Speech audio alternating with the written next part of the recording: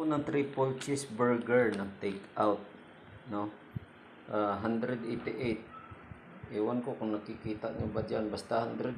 Ang yung kinain ko 123, yung pina-take out ko 188. Ha? Ayan, pizza. Diyan yung pizza. Okay. Ang relo ko to probe. No? Yan. Tapos ang binigay, no? Ang binigay, iwan ko kung ito yung 188. Yan ba yung 188? Isang triple cheeseburger ba to?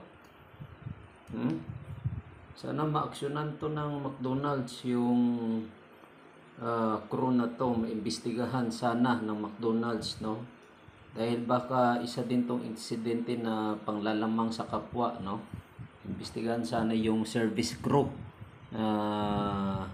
nagbalot nito. Maraming salamat McDonald's. Panawagan ko sa inyo, paki-aksyonan po ito. Maraming salamat po.